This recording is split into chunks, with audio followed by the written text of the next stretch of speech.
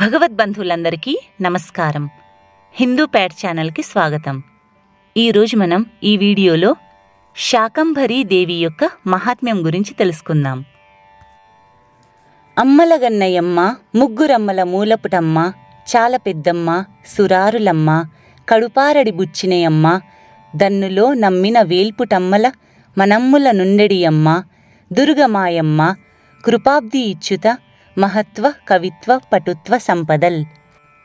ఆ మల అంటే ఆ పర్వతమైన హిమవత్ పర్వతరాజు యొక్క పుత్రి.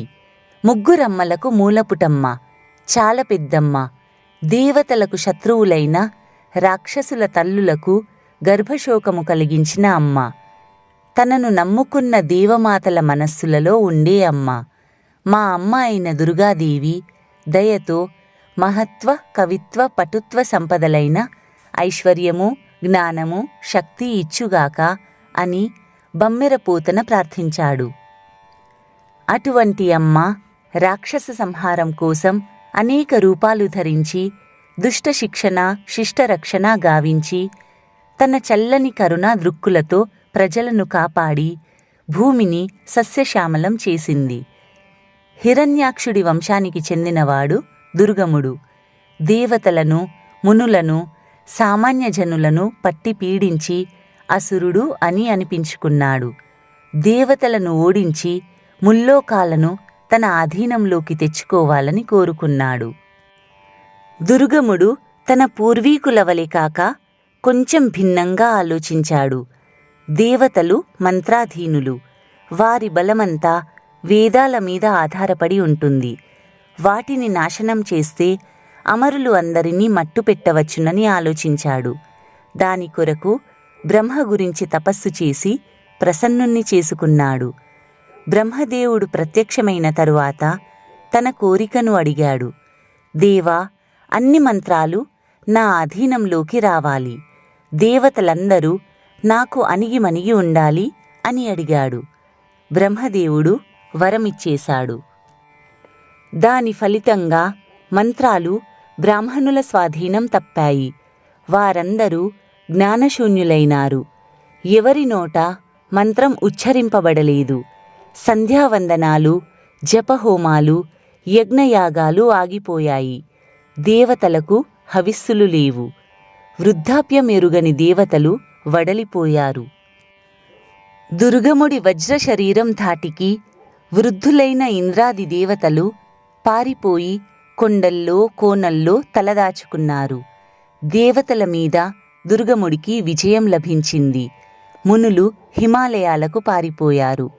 హోమాల్లేక వర్షాలు ఆగిపోయాయి.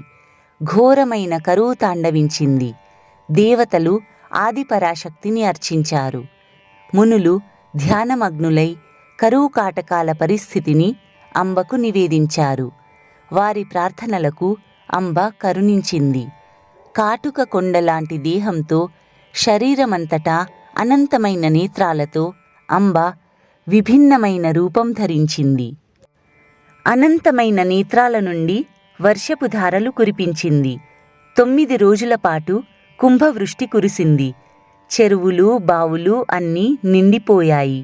లోకాలు సంతసించాయి. ఫలవృక్షాలు, ఓషధవనాలు పులకించాయి. భూమి సస్యశ్యామలమయ్యింది. ఎక్కడెక్కడో దాక్కున్న దేవతలు మునులతో కలిసి అమ్మవారిని స్తుతించారు. నమో వేదాంత వేద్యేతే నమో బ్రహ్మస్వరూపిణి స్వమాయయా సర్వజగద్విధాత్ర్యై నమోన్నమః. భక్తకల్పద్రుమే దేవి భక్తార్థం దేహధారిణి నిత్యతృప్తే నిరుపమే భువనేశ్వరితే నమః. వేదాంత వేద్య బ్రహ్మస్వరూపిణి స్వమాయనందు నివసించేదానవు, సర్వజగత్తుకు నీవు విధాత్రివి. భక్తుల పాలిట కల్పవృక్షానివి. భక్తుల కోసం దేహం ధరించావు. నీవు నిత్య తృప్తురాలవు, నిరుపమానవైన దానవు. భువనేశ్వరివి నీవే. నీకు నమస్కారములు అంటూ దేవిని ప్రార్థించారు. వేదమంత్రాలు లేక అధికంగా స్తుతించలేకపోతున్నామని, ఈ రూపాన్ని శతాక్షిగా కొల్చుకుంటామని విన్నవించారు. ఆహారము లేక నీరసించిపోతున్న తమను దయతో చూడవలసిందిగా మొరపెట్టుకున్నారు. ఆ రాక్షసుడి నుండి వేదాలను తిరిగి తెచ్చి ఇవ్వవలసిందిగా ప్రార్థించారు. ఆ మాత్రం స్తుతించినందుకే అమ్మవారు ఆనందభరితురాలయ్యింది. తన వద్ద ఉన్న కాయలను, పండ్లను అందరికీ పంచిపెట్టింది. మూగజీవాలైన పశుపక్షాదులకు కూడా ఆహారాన్ని ఇచ్చింది. నాటి అమ్మవారు ఆ రూపానికి శతాక్షి అని, శాకంభరి అనే విశేష నామాలు ఏర్పడినాయి. తరువాత దుర్గమాసురుణ్ణి వధించి అందరికీ తన తేజశ్చక్రంతో రక్షణ వలయాన్ని కల్పించింది. శాకంభరీ మాత ఆ విధంగా దుర్గమాసుర నాశిని కూడా అయ్యింది. వేదమంత్రాలను మునులకు, దేవతలకు నవయవ్వన తేజోరూపాన్ని ప్రసాదించింది. కః కుర్యాత్ పామరాన్ దృష్ట్యారోదనం సకలేశ్వరః సదయాం పరమేశానీం శతాక్షీం మాతరం వినా. తల్లి జగన్మాత వర్షాలు లేక ఆహారం లభించక అలమటించే మా వంటి పామరుల మొరాలకించింది నీవు తప్ప అన్యులెవరున్నారు?